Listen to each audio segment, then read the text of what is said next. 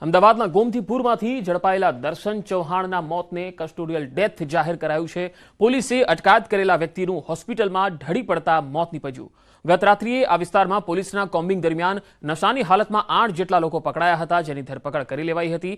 તમામને medical checkup માટે Asarwa civil hospital લવાયા। જોકે ટ્રોમા સેન્ટરમાંથી ઉતરતી વખતે દર્શન ચૌહાણ અચાનક ઢળી પડ્યો, જેને તબીબોએ મૃત જાહેર કર્યો।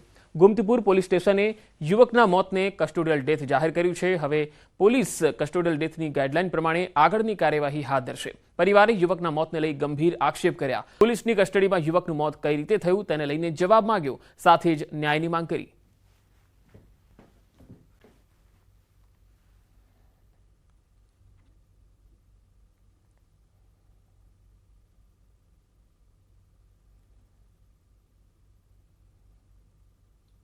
વહેલી સવારે એમને મેડિકલ ચેકઅપ માટે બ્લડ સેમ્પલ માટે સિવિલ હોસ્પિટલ પોલીસ વાનમાં તમામ 8 આરોપીઓને લઈ અને પોલીસ આવેલી અને અહીંયા ટ્રોમા સેન્ટર આગળ એમને ઉતારતી વખતે આજે મરણ જનાર છે દર્શનભાઈ ચૌહાણ એ ઢળી પડેલ અને તરત જ એને સ્ટ્રેચર ઉપર અંદર ડૉક્ટરશ્રી જોડે લઈ ગયેલ।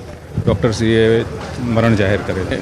ગોમતીપુર પોલીસ સ્ટેશન ખાતે કસ્ટોડિયલ ડેથ અકસ્માત મોત દાખલ કરેલ છે અને એની જે એસઓપી છે કસ્ટોડિયલ ડેથની એ મુજબ તમામ રીતે તપાસ કરવામાં આવશે। ડાઉટ એવું છે કે પોલીસથી કયા કારણથી એ મરી ગયો, એવી પેલો મોબાઈલ વાનમાં જે આપણે લઈ જાય છે ને ચેકિંગ માટે એની અંદર ઓફ થયો છે, નહીં તો ગાડીમાં બેઠો છે શાંતિથી એને લઈ।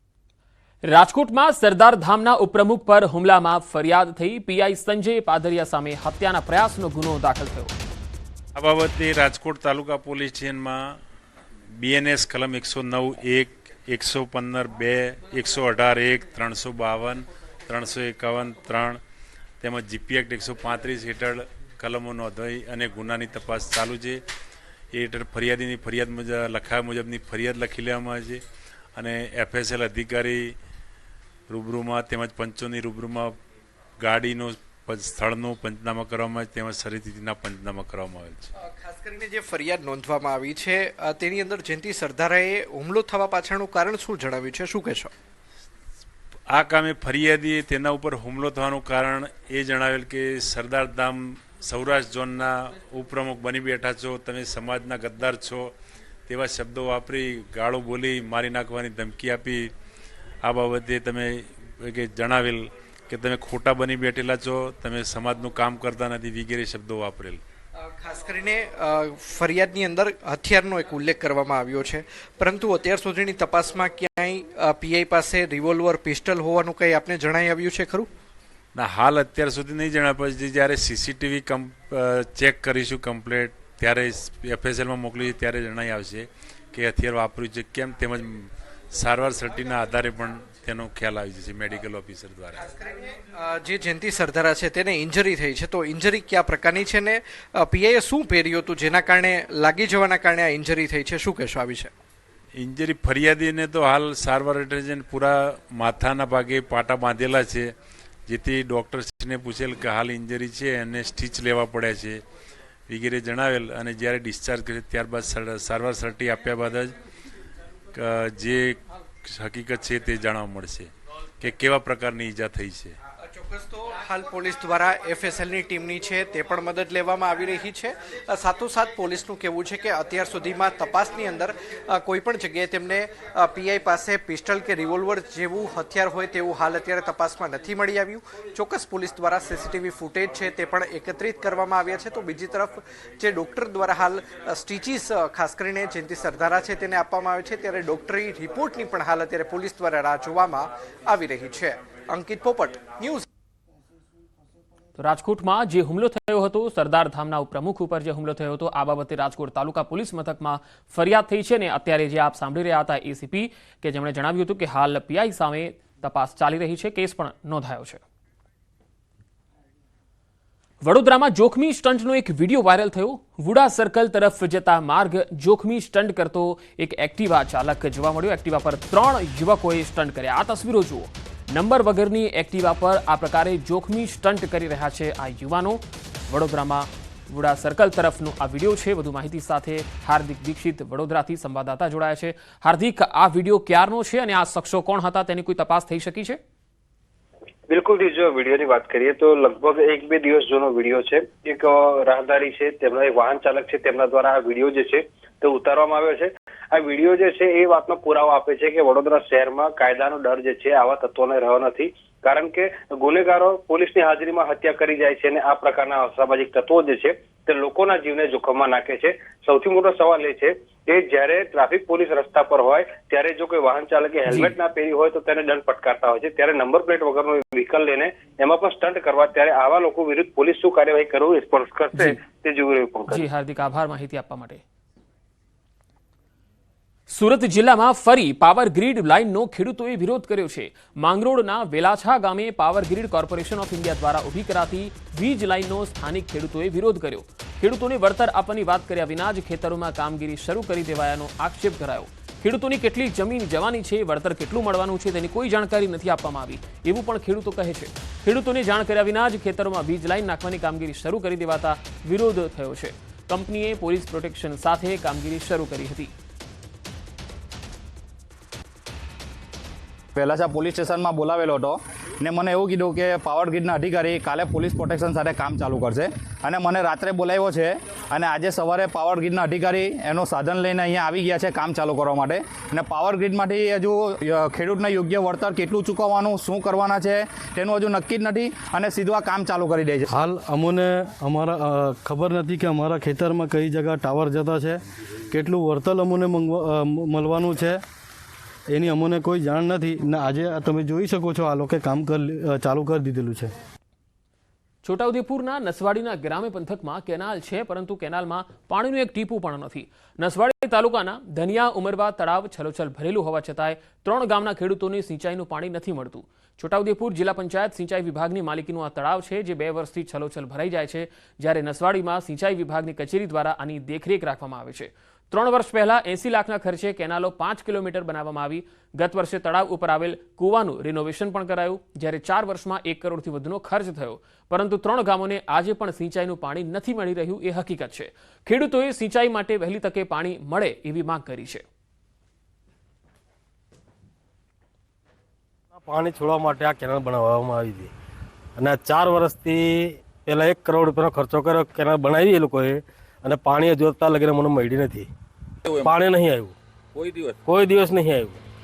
અમને જમીનનું વળતર મળે ને સિંચાઈ માટે અમને પાણી મળે એ અમારા માટે સારું છે. બધા ખેડૂતોને જેટલી બી કેનાલ નજીક જેટલી બી જમીન છે એ લોકોને પાણી મળે એ સારું છે. ધનિયા ઉમરવા તળાવ એની અંદર એમ કે એવું છે 2 વર્ષથી પાણી ફૂલ ભરાઈને રહેશે, પણ જે તે કહેવાનો મતલબ જનતાને પૂરેપૂરું પાણી મળતું નથી. સેંગપુર સરીપાણી અને કાંદા સુધીની કેનાલ બનેલી છે કહેવાય. કમસે કમ 80 લાખ સુધીનો ખર્ચ કર્યો પણ છતાં પાણી મળતું નથી.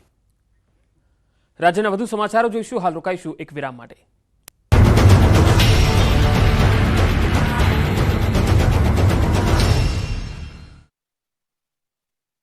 ધોલેરા ભાવનગર રોડ પર બસ પલટતા 5ની ઈજા. ભાવનગરના ધોલેરા રોડ પર પૂરપાટ જતી ખાનગી બસ 2 થી 3 ગોથા મારી ગઈ હતી. ધોલેરા ભાવનગર રોડ પર પૂરપાટ જતી ખાનગી બસ ચાલકે સ્ટીયરિંગ પરથી કાબુ ગુમાવતા બસ પલટી ગઈ હતી. ભાવનગરથી અમદાવાદ જતી ટ્રાવેલ્સ બસનો અકસ્માત થયો હતો. ખાનગી બસ રોડ પર પલટીને નીચે ખાબકી હતી. બસ એટલી સ્પીડમાં હતી કે બસ પલટી મારી ગયા બાદ 2 થી 3 ગોથા મારી ગઈ હતી, જેથી બસમાં સવાર મુસાફરોની ચિચિયારીઓથી રોડ ગુંજી ઉઠ્યો હતો. 5 થી વધુ લોકોને ઈજા પહોંચી હતી. રોડ પર અકસ્માતના કારણે ટ્રાફિક જામ થયો હતો. ધોલેરા અને પીપળી તેમજ ધંધુકા એમ 3 જેટલી 108 એમ્બ્યુલન્સ ઘટના સ્થળે પહોંચી ગઈ હતી અને ઈજાગ્રસ્તોને હોસ્પિટલ ખસેડ્યા હતા. આ તરફ ધંધુકા ધોલેરા રોડ પર કાર પલટી ગઈ. અકસ્માતમાં 1નું મોત થયું, જ્યારે 5ની ઈજા પહોંચી. પૂરપાટ આવતી કાર ધંધુકા ધોલેરા રોડ પર અલિયાસર મહાદેવ મંદિર પાસે રોડની સાઈડ પલટી ખાઈ ગઈ હતી. ઈજાગ્રસ્તોને ધંધુકા રેફરલ હોસ્પિટલ ખાતે ખસેડવામાં આવ્યા. બોટાદમાં વાહનમાંથી 3.85 લાખની ચોરી તો સુરતના વિસ્તારમાં જ્વેલર્સમાં લૂંટ. બોટાદના જૂના સ્વામિનારાયણ મંદિરમાં પાર્ક કરેલા એક્ટિવામાંથી ચોરી થઈ છે. તસ્કર એક્ટિવાની ડિકીમાં રાખેલા 3.85 લાખના દાગીના લઈને રફુ ચક્કર થઈ ગયો છે. જ્યારે એક્ટિવા માલિકને દાગીનાની ઉઠાંતરીની જાણ થતાં તેમના પગ તળથી જમીન ખસી ગઈ છે. દ્રશ્યોમાં જોવા મળી રહ્યું છે કે એક શખ્સ એક્ટિવાની બાજુમાં ઊભો છે. કોઈની નજર ન જાય તે રીતે ચાવીથી એક્ટિવાની ડિકી ખોલે છે અને ડિકીમાં રાખેલું દાગીના ભરેલું પર્સ લઈને જતો રહે છે. આ તરફ સુરતના વિસ્તારમાં જ્વેલર્સમાં લૂંટ થઈ છે. કર્મચારી અને માલિક પર લૂંટારુએ મરચાની ભૂકી ફેંકીને લૂંટ મચાવી હતી.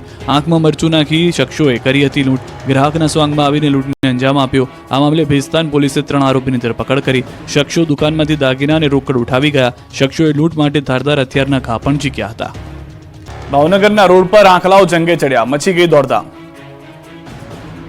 ભાવનગરના રસ્તા પર રખડતા પશુઓને પકડવામાં મનપા માત્ર ને માત્ર ખાલી વાતો કરે છે તે આ દ્રશ્યો પુરાવા છે. ભાવનગરના જોગીવાડની ટાંકી પાસે 2 આંખલા વચ્ચે જંગ જોવા મળી. વર્ચસ્વની લડાઈ માટે 2 આંખલાઓએ આખો રોડ બાનમાં લીધો હતો. આંખલા યુદ્ધના કારણે રોડ પર સન્નાટો છવાઈ ગયો. જાણે કોઈ લડાઈ ચાલતી હોય તેમ એકબીજા પર આંખલાઓ ભારે પડી રહ્યા હતા. આંખલાની લડાઈના કારણે રોડ પર દોડધામ મચી ગઈ હતી. વાહન ચાલકો ડરના માર્યા વાહન થંભાવી દીધા હતા. વેપારીઓ પણ ડરી ગયા હતા. જાહેરમાં પશુઓના આતંકથી મનપાની કામગીરી સામે રોષ જોવા મળ્યો. મનપા દ્વારા રખડતા ઢોરને પકડવાની કાર્યવાહી માત્ર કાગળ ઉપર હોય તેવા દ્રશ્યો જોવા મળ્યા. રખડતા ઢોરને પકડવા માટે મહાનગરપાલિકાનું તંત્ર ઘોર નિંદ્રામાં છે તે પુરવાર થયું. ચીખલીના ખુડવેલ ગામમાં દીપડાની એન્ટ્રીથી નાસભાગ. નવસારી જિલ્લામાં દીપડાના દેખાવાના બનાવો દિન પ્રતિદિન વધી રહ્યા છે, જેના કારણે લોકોમાં ભયનું વાતાવરણ છવાયું છે. નવસારીના ચીખલીના ગામડાઓમાં ફરી એકવાર આદમખોરે દહેશત ફેલાવી છે.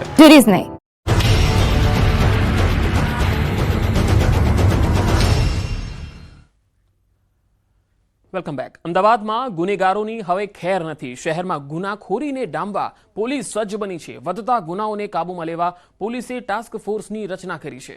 ટેકનોલોજીનો વધુ ઉપયોગ કરાશે. દરેક પોલીસકર્મીને સુરક્ષા એપનો ઉપયોગ કરવા સૂચનો આપવામાં આવ્યા છે. નિર્ભયા પ્રોજેક્ટ અંતર્ગત બનાવવામાં આવી છે અને એક એપ અને શી ટીમને પણ સિનિયર સિટીઝનના રેગ્યુલર સંપર્કમાં રહેવાની સૂચના અપાઈ છે. સિનિયર સિટીઝનને પણ સુરક્ષા એપનો ઉપયોગ કરવા વિનંતી કરાશે.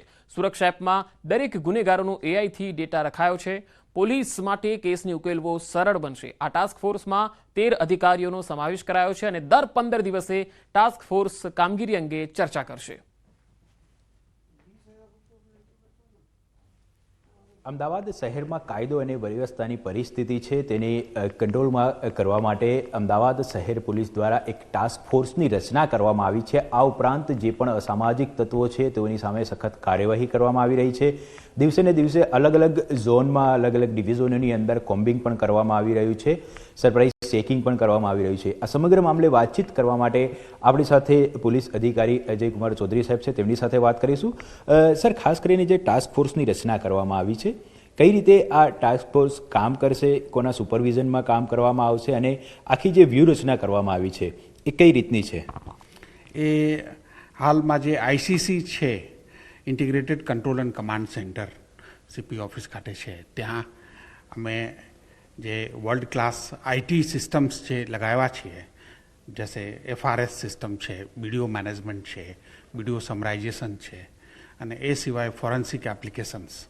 તો એ જે આઈટી પ્રોડક્ટ્સ છે એના પ્રોપર યુઝ માટે અને ઇમ્પ્લિમેન્ટેશન માટે અને એનાથી જેટલા મેક્સિમમ પોલીસ લેવરેજ લઈ શકે છે એના માટે ડીસીપી કંટ્રોલ રૂમના સુપરવિઝનમાં ટેકનિકલ અધિકારીઓને એક સીપી સાહેબે ટાસ્ક ફોર્સ બનાવ્યા છે, જેમાં એ ટાસ્ક ફોર્સ દર 2 અઠવાડિયે મળશે અને આઈટીને કેવી રીતે પોલીસ ઓફિસર્સ અને જવાન જરા વધારામાં વધારે ઉપયોગ કરી ને ગુના ડિટેક્ટ કરશે, લો એન્ડ ઓર્ડર કંટ્રોલ કરશે અને પોલીસ આઈટી સેવી બની રહે અને ડેટા ઇન્ટેલિજન્ટ પોલીસિંગ થાય એના માટે.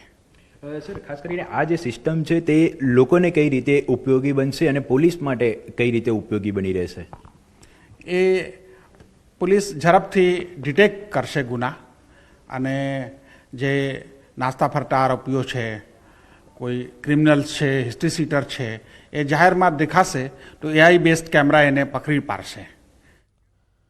અમદાવાદ શહેરમાં વધતી ગુનાખોરીની પ્રવૃત્તિને લઈ પોલીસ દ્વારા મેગા કોમ્બિંગ હાથ ધરાયું. સમગ્ર શહેરમાં અનેક જગ્યા પર નાકા પોઈન્ટ બનાવાયા છે. પોલીસ દ્વારા વાહન ચેકિંગ કરવાની કાર્યવાહી હાથ ધરવામાં આવી. ગેરકાયદેસર વસ્તુ મળવાને લઈ કેસ કરવાની પણ કાર્યવાહી હાથ ધરાઈ.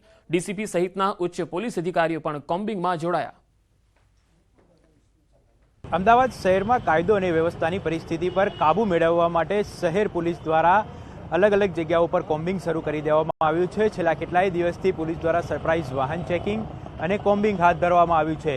આપ જોઈ શકો છો દ્રશ્યની અંદર સોમવારે મોડી સાંજે પણ પોલીસ દ્વારા ખાસ કરીને સમગ્ર શહેરની અંદર એક કોમ્બિંગ હાથ ધરવામાં આવ્યું હતું. અલગ અલગ નાકા પોઈન્ટો બનાવવામાં આવ્યા હતા અને તમામ જગ્યાએ ઉચ્ચ પોલીસ અધિકારીઓ હાજર રહ્યા હતા અને તેમના દ્વારા જે પણ શંકાસ્પદ વાહનો છે તે વાહનોને ચેક કરવામાં આવ્યા હતા. વાહનોના સરસામાનની તપાસ કરવામાં આવી હતી અને જો કોઈ પણ વ્યક્તિ નશીલા દ્રવ્યોનું સેવન કર્યું હોવાની શંકા જાય તો તેને બ્રેથ એનાલાઇઝર દ્વારા પણ તપાસવામાં આવી રહ્યા છે. જોઈ શકાય છે, આપ દ્રશ્યની અંદર જોઈ શકો છો કે અલગ અલગ જગ્યાએ આ રીતે નાકા પોઈન્ટ ગોઠવવામાં આવ્યા છે અને પોલીસ સઘન ચેકિંગમાં જોડાઈ છે. મહત્વની વાત તો એ છે કે છેલ્લા કેટલાક દિવસોથી જે પ્રકારે અમદાવાદ શહેરની અંદર એક પછી એક બનાવો સામે આવ્યા હતા અને જે કાયદો અને વ્યવસ્થાની પરિસ્થિતિ કથળી હતી, ત્યારબાદ જે અસામાજિક તત્વો સામે કાયદેસર કાર્યવાહી કરવા માટે, કડક કાર્યવાહી કરવા માટે પોલીસ દ્વારા આ પ્રકારે સરપ્રાઇઝ વાહન ચેકિંગ અને કોમ્બિંગ હાથ ધરવામાં આવી રહ્યું છે. કેમેરામેન નિલેશ સોસા સાથે ઋત્વિજ સોની, ન્યૂઝ 18 ગુજરાતી, અમદાવાદ. સુરત પોલીસ આવી એક્શન મોડમાં. રાત્રિ દરમિયાન સ્પેશિયલ કોમ્બિંગનું આયોજન હાથ ધરાયું. 100થી વધુ પોલીસ કર્મીઓ કોમ્બિંગમાં જોડાયા. ફિઝિકલ વાયોલન્સ સાથે જોડાયેલા આરોપીઓને ત્યાં પણ દરોડા પાડ્યા. દરેક આરોપીઓના ઘરમાં જઈને તપાસ કરવામાં આવી રહી છે અને પીએસઆઈના નેતૃત્વમાં અલગ અલગ ટીમો પણ બનાવાઈ. આરોપી હાલમાં શું કરી રહ્યો છે અને ઘરમાં છે કે કેમ એ અંગે પણ તપાસ કરવામાં આવી. મોડી રાત સુધી તપાસ હાથ ધરાઈ હતી. તો દરેક આરોપીઓના ઘરે જઈને દરોડા પાડવામાં આવ્યા અને આરોપી ઘરે છે કે બહાર છે, ક્યાં ગયો છે એની પણ તપાસ કરવામાં આવી. એક કોમ્બિંગ કરવામાં આવ્યું અને આખી રાત સુધી આ કોમ્બિંગ ચાલ્યું હતું, જેમાં દરેક એરિયા વાઇઝ પીઆઈની એક અલગ અલગ ટીમ હતી જે અલગ અલગ શહેરોમાં આ પ્રકારે કોમ્બિંગ કરતી જોવા મળી. 100થી વધારે પોલીસ કર્મીઓ આ કોમ્બિંગમાં જોડાયા હતા. ફિઝિકલ વાયોલન્સના આરોપીઓના ઘરે તપાસ કરવામાં આવી. જે વિસ્તારમાં ગુનેગારી કરતા તત્વો છે એના ઉપર કંટ્રોલ રાખવા માટે એક સ્પેશિયલ ડ્રાઈવનું આયોજન કરવામાં આવ્યું છે. આ સ્પેશિયલ કોમ્બિંગમાં અમે 2024માં જે લોકો ફિઝિકલ વાયોલન્સના ક્રાઇમમાં જોડાયેલા છે આ પ્રકારના આરોપીઓને શોધી અને તેઓ હાલમાં શું પ્રવૃત્તિ કરી રહ્યા છે. આજે 26 નવેમ્બર શ્વેત ક્રાંતિના જનક ડોક્ટર વર્ગીસ કુરિયનની 104મી જન્મ જયંતિ, જેને નેશનલ મિલ્ક ડે તરીકે ઉજવવામાં આવે છે. ત્યારે આણંદના ઇરમા કેમ્પસ ખાતેથી ઇરમાના પ્રોફેસર આનંદ વેંકટેશ, એસપી ગૌરવ જસાણી સહિતના અગ્રણીઓએ સાયકલ રેલીને પ્રસ્થાન કરાવ્યું. સાયકલ રેલી ઇરમામાંથી પ્રસ્થાન કરી આનંદાલય, એનડીડીબી, વિદ્યા ડેરી, GCMMFથી અમૂલ ડેરી ખાતે પહોંચી ગઈ હતી, જ્યાં અમૂલના અધિકારીઓ અને સાયકલ યાત્રીઓએ ડોક્ટર વર્ગીસ કુરિયનની પ્રતિમા પર પુષ્પાંજલિ અર્પણ કરી. આ રેલીમાં 300થી વધુ સાયકલ યાત્રીઓ જોડાયા. वल्लभ भाई पटेल ने रास्ता दिखाया और त्रिभुवनदास पटेल साहब ने सब कुछ नौछावर किया और उसके बाद में जिस राह पर वर्गीस कुरियन साहब रहे चले उसके हिसाब से आज अमूल एक विश्व स्तरीय ब्रांड बन गया है और अमूल न केवल फार्मर्स के लिए काम